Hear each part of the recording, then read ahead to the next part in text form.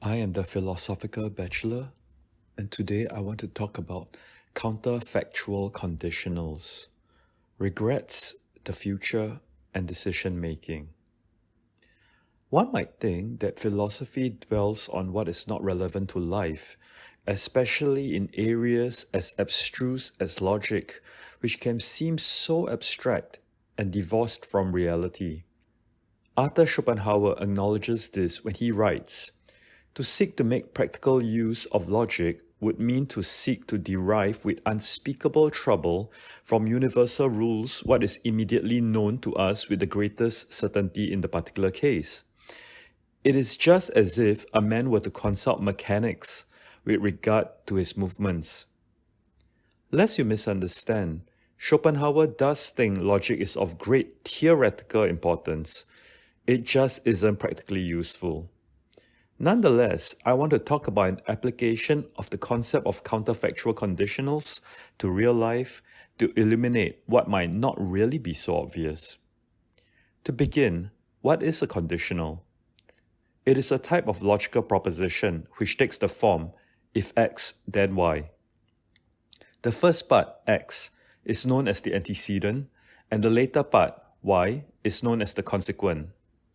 What is a counterfactual? It is a statement that is contrary to the facts, such as the moon is made of cheese. Counterfactual conditionals have an interesting property. If X, the antecedent, is false, then one can say whatever they like for Y, the consequent, and the entire proposition will be true. For instance, if I am living in the Stone Age, I would have invented the whale. It's as true as saying, if I am Bill Gates, I would solve global poverty. While both statements do seem possible, perhaps even admirable, the fact is, I'm not living in the Stone Age, nor am I Bill Gates.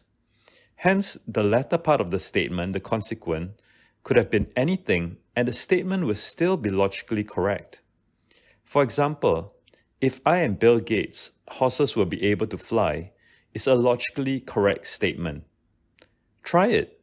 Think, if the moon is made out of cheese, then fill in whatever you like for the consequent, and you would be right, regardless of how absurd it is. In short, in a counterfactual conditional, if the antecedent is false, the consequent could be anything. While this property of logical propositions is in itself rather interesting, it more usefully highlights a kind of fallacious thinking. For instance, gamblers of the lottery might think, if I had chosen the right ticket or the right numbers, I would have won. The fact is, they did not choose the right ticket, and hence they did not win. Have you ever been in a situation where if you had just been a moment later or earlier, things would have turned out better or worse? For example, it was a good thing I missed the 8 a.m. train today because that train later crashed. We can reformulate that statement to become, if I caught the 8 a.m. train, I would have been in a train crash. We often think in terms of what could have been. If I worked harder, perhaps my life would now be better. If I had been a better person, my spouse would not have left me. Such thoughts are common. Indeed, sometimes they can be helpful. Since I know working harder makes my future life better, then perhaps I should work harder now. Since being a better person makes me more lovable, then I should start doing that now. This is a helpful effect of counterfactual thinking. However, we must realize, working harder, being better, only helps the future.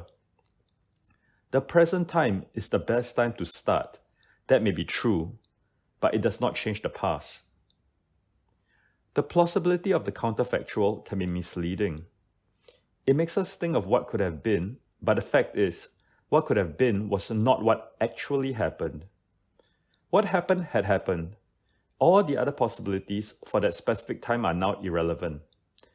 Going back to my earlier example, say I did catch the 8 a.m. train today and was involved in a crash. We might wish we delayed a bit or overslept, but the fact is, we did not. We caught that train, and it crashed. We could not have known in advance, since if we did, we would have obviously avoided that train. But we did not. A good way to think about this is not what could have happened, but how to make the best of the current situation. So now my leg is broken due to the train accident, but perhaps I can take the time it takes to recover to do more reading or listen to more music, for instance. No amount of wishful thinking is going to reverse time and undo that train accident or my taking of that train. However, I can make the best of the current situation.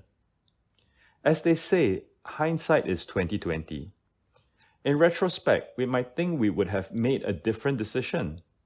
If I knew that the 8 a.m. train was going to crash, obviously I would have avoided it. But there is no way to know that in advance. So a rational way to think about the situation is, given what we know up to 8 a.m. that day, what decision would I have made? Like the servant in the story, The Appointment in Samara, we should not think we can outsmart the future. Don't know the story? Listen to it here. The point is, we have to decide, and if we are going to let the unknown future and all its accidentals dictate how we live, then we would be paralyzed. In summary, counterfactual conditionals, where the antecedent is false, allows one to make any claim for the consequent. The life lessons we can take away from this is, firstly, we cannot change the past, but we can certainly learn something from what could have been and apply it to help our future. We cannot change the past. Because of my carelessness, the milk has been spilled, but we can be less careless in the future. Secondly, to dwell on what could have happened is an act of regret, and some remorse might help us act better in future. But no matter how much regret, the past cannot change. A good way of dealing with what has happened is instead to consider how best we can act going forward. Thirdly, when making decisions, we only have information including our expectations of the future up to now. Based on that, we try to make the best decision. Even if on hindsight there is a better possible alternative, we cannot know that in advance. We can certainly take lessons from it and do better in future, but we cannot change the past, and we can only work based on reasonable expectations of the future. Otherwise, we will be crippled by indecision. Thank you.